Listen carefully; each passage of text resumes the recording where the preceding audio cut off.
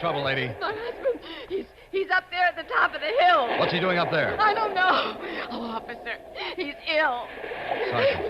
Sergeant, what's on the other side of that incline? About 150-foot drop-off to rocks in the ocean, Sheriff. Please help me. Please bring him down. Okay, lady, you wait here. We'll go after him.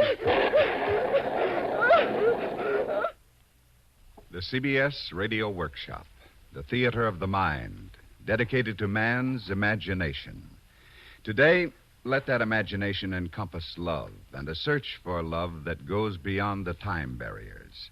We present a story by one of our more gifted writers, Mildred Cram, titled Time Found Again, and dramatized for the CBS Radio Workshop by David E. Durston, starring Jan Miner, Dwight Wiest, and Ted Osborne.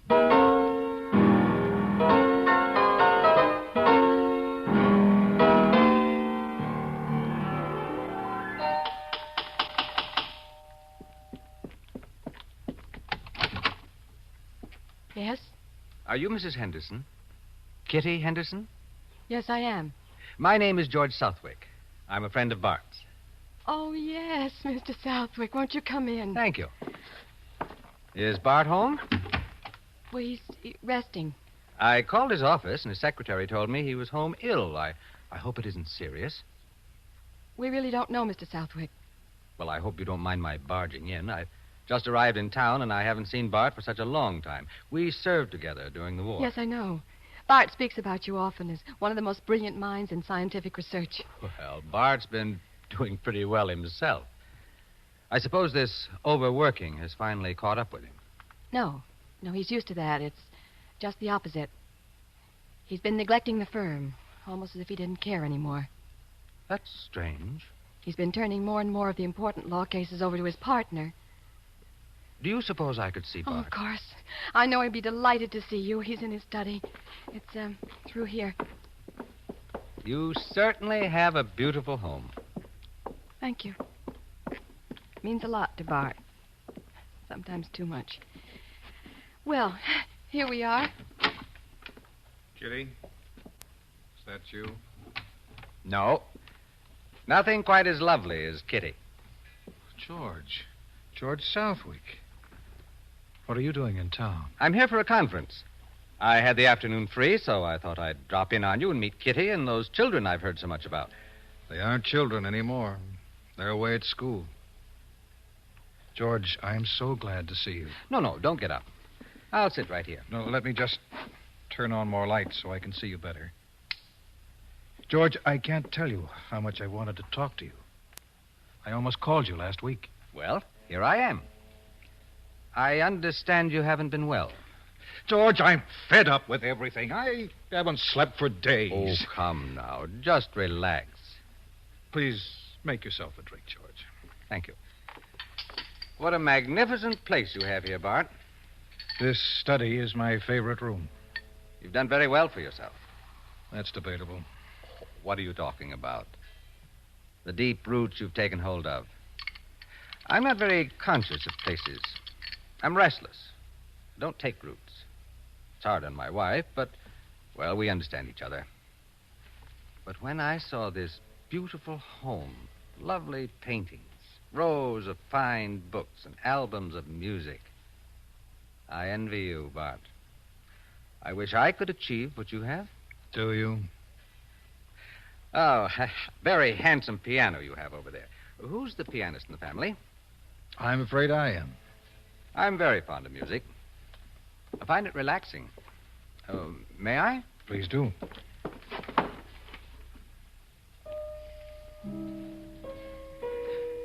My daughter's a fine pianist. I'm sending her to Germany next year to study. That's wonderful, George. I wish I could say the same. My children have no appreciation for good music. And that's strange with their heritage. My great-grandfather, you know, was the composer, Leopold Barth. I didn't realize that. The name's the same, of course. It's Americanized. My mother was Elise Barth. Leopold Barth, eh? You play well, George. For a scientist. When I hear music like that, I wish I'd lived 100 years ago. I hate the way things are today. I resent all the complications, the pace, the sort of pleasure you tune in on, a cover charge on happiness. We haven't time to think anymore. We're too busy finding the ways and the means. Today is a rough road to walk, I'll admit. But it's the world we live in. And some of the people, almost everyone's clever nowadays, but almost no one's intelligent. To the past. I'll drink to that. The past. When I was a child, my mother told me all about the great house Leopold Barth lived in England. Few people live as well as you do. People don't know how to live graciously anymore. 100 years ago, there was a beauty in living, a dignity, like the way Leopold Barth lived. He was a great musician. He was a humanitarian and a brilliant philosopher. People came to his home from all over the world. All my life, I've dreamed of such a life. Bart, what is it? Give me a cigarette. Here you are. I'm leaving Kitty. You're what? We're in two different worlds. We can't talk to each other. Bart, what is it? Really? I don't fit in anymore. I resent the things she does and the way she thinks. I resent everything going on around me today. I can't adjust to it. This terrifying stampede into the future. There's no peace anywhere, no dignity. Kitty's a good example of that. Always on the go, in a state of tension, involved in meaningless abstractions. No regard for the things I value. My family doesn't need me. Is there another woman? Yes? Does Kitty know the woman? No, I haven't told her, and I'd rather not discuss that part of it. Oh, I'm sorry, Bart. I didn't mean to pry. I just wanted to help. George, you can help me. How? By giving me your opinion. Do you think it's possible for a person to go back in time? Well, you know there is a theory that nothing is lost, nothing is destroyed. Then you do believe it's possible. Anything is possible, Bart. To a degree. Science has proved that. It's conceivable with concentration and imagination that a person might, for a moment, escape from the present into the past. George, I've done it. You've what? I've gone back. I've lived it. Now, wait just a minute, Bart. I've done it, George. It is possible. The woman I love, Anna, lived 100 years ago. Tell me about Anna. Well, one night last week, Kitty and I had one of our usual arguments. It was a trivial matter, but it upset me, so I left the house and walked down to the ocean.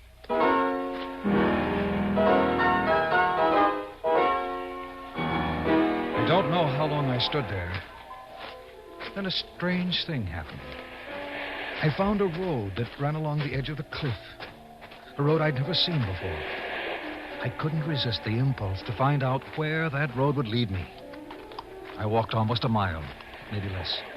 And then, the unmistakable thud of horses' hoofs and the turning of wheels over the gravel road. Horses and a carriage up here? Just ahead of me, there was a sharp turn in the road. And a carriage came into view. A carriage driven by a coachman in livery and drawn by two magnificent black horses. Young man. Are you speaking to me? Yes. Could you tell me where Leopold Barth lives? Well, do you hear me, young man? I did. But I'm sorry, I don't know where Mr. Leopold Barth lives. I'd like to know myself because he's my great-grandfather. Oh, you must be mistaken. Someday he will be someone's great-grandfather. Have you lost your way? It appears I have. You should not be on this road alone. Come with me, and together we might find the house. My name is Anna. How do you do? My name is Bart. Bart Henderson. Bart? Then you really are related to Leopold. Well, I'm not sure. I'm an American. But I'd like to meet Mr. Barth and find out. He will be delighted to see you. He has the greatest admiration for the American people.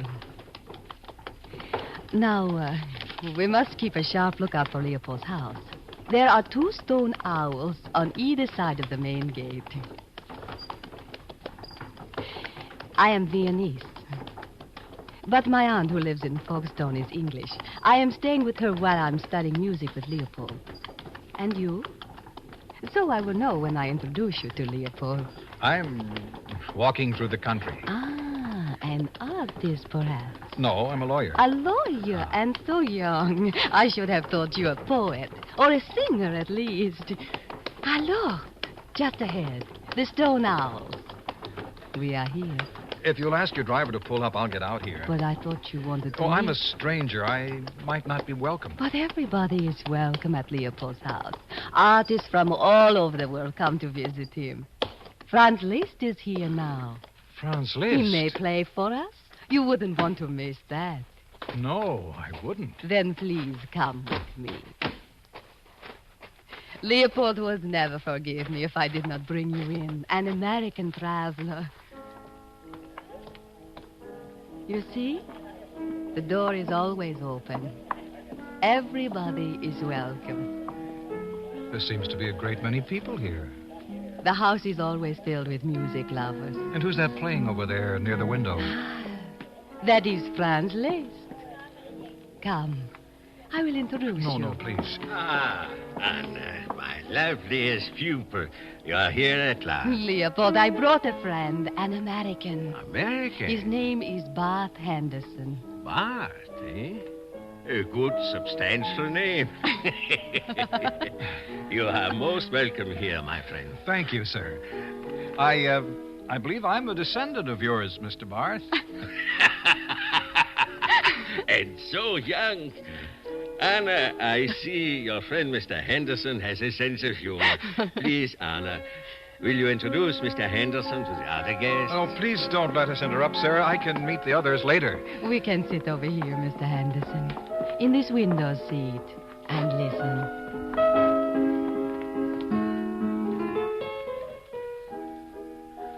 I never dreamed that I'd have this opportunity to hear the great Franz Liszt himself play. You must promise me that you will stay and meet him afterwards. I will stay. Leopold is composing a suite for the violin and piano. Yes, I know, the Asgard suite. Uh-huh. How did you know? He hasn't given it a name.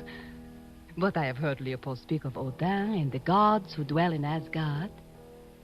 How did you know he was thinking of naming it that? Well, I don't know, really. I've always loved music. I guess I have a sixth sense about it.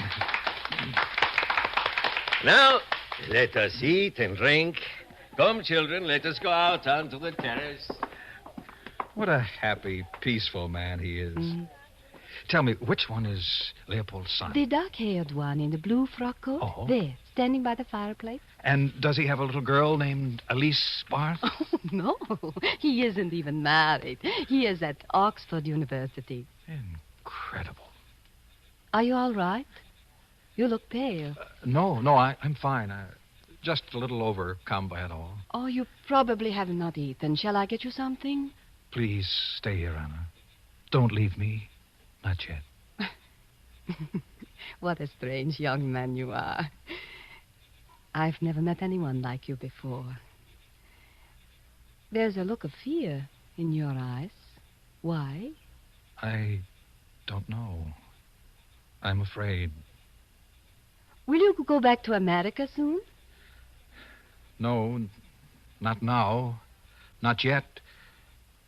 Anna, tell me about yourself. Everything. I'm in love with you. But you don't know me. All my life I've been searching for you. There's very little about me to tell. I am staying with my aunt. I would like to compose music. For that reason, I study with Leopold. You're beautiful, Anna. Thank you. May I kiss you? I would like very much. for you to kiss me. Oh, Bart, is it possible that something wonderful is happening to us? Only this evening we met. Only this evening. A moment ago, or 1,000 years from now. I knew you the moment I saw you. When I saw you alone on the road this evening, even before we spoke, I think I knew too. Don't you see? That's all we need to know. We are. Perhaps in dreams, in time or space, we've always loved like this.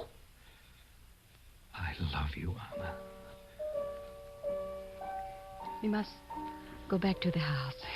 Leopold will wonder what has happened to us. It's a beautiful house. Something I've always wanted. A home held together by love, respect, and dignity. Bob, stay here with me. Don't leave me. This may never happen again. Anna.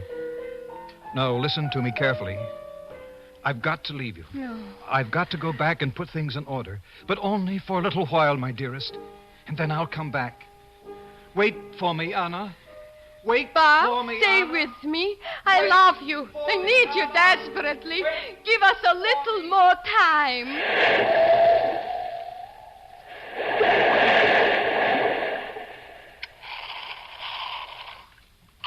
Well, that's what happened.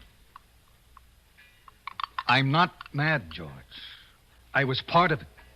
I heard Franz Liszt play. I kissed Anna. It was real. Tell me, has this happened more than once? No, but I'll find her again, and next time I'm not coming back. Stay away from it, Bart. It's dangerous. As dangerous as shifting the balance of the earth or blocking the tides. Take my advice. Don't go back.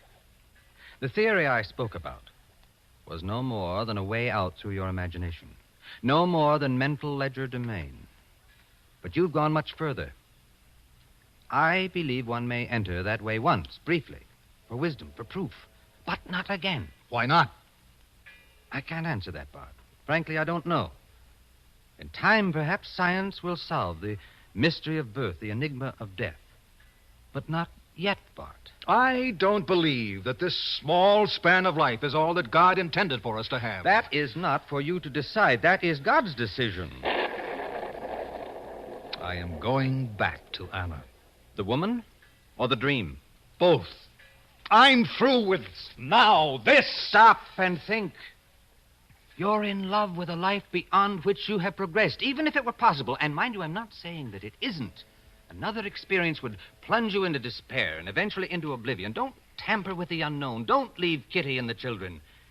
They left my life a long time ago. Did you ever stop to think that you may be to blame? After all, we are living in the present, and you have been running away from it, trying to escape reality. I've lost faith in now. I haven't lost faith in now. Neither have you, Bart.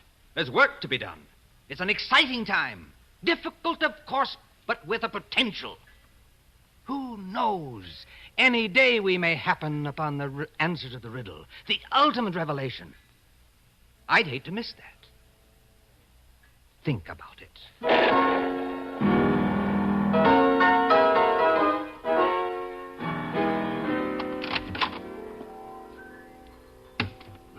How is he?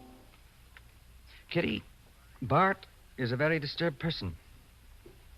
And I'm to blame. It's my fault. I know it is. Now, why do you say that? Well, I've taken no interest in the things that really matter to Bart. Whenever he reprimanded the children, I took their side, and that turned them away from him. Well, it seemed to me that the way he was behaving just terribly unreasonably. How was he behaving? Well, he never wanted to go out. And he never wanted me or the children to go out. He always wanted us right here.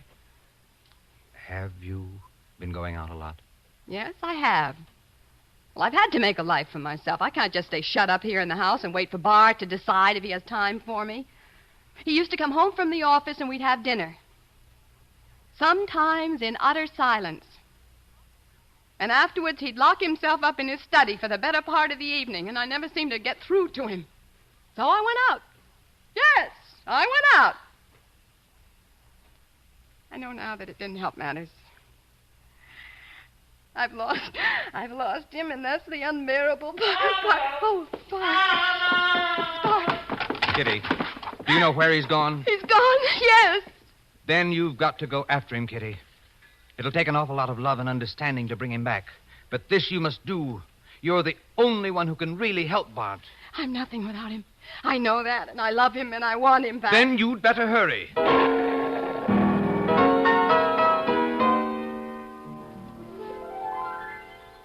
Anna! Wait for me! Anna! I'm coming back! Bart, wait, please. Please, it's me. It's me, Kitty. But I know I've made you unhappy, but you shut me out. And little by little, I realized that you didn't love me, and I reached out and I grabbed for something else. Anything that would just fill up the vacancy I felt in my heart. But it was no good. Everything I did was empty and vain without you. It just meant nothing. It's too late, Kitty. Bart, darling, don't do this. You can't. Now, you're not a coward. You can't leave us. You belong here with me and the children. Darling, don't you see that we're your life? If you love someone else, we'll make you forget. Now, we'll make you happy. Let me go, Kitty. No. Young man, could you tell me where Leopold Bart lives? Bart, please, listen to me. Stay with me. No, I love you, Bart. I need you desperately. Now, just give us a little more time. Just a little more time. You hear me, darling? You'll never forget us. Wherever you go, you'll be wanting us. Now, we need you so. Bart. I'm sorry. I don't know where Leopold Bart lives. Anna! Anna! Anna! Yes, dear. I'm here. And I love you desperately. Just give us a little more time. What? Kitty. Yes, darling. Kitty. It was you. You are Anna. I'm whatever you want me to be, Bart. I love you and I need you. And we're a family. And we'll work these things out together. And then, darling, we'll find our love and happiness again. Oh, my darling. My darling. I'm so glad I found you again.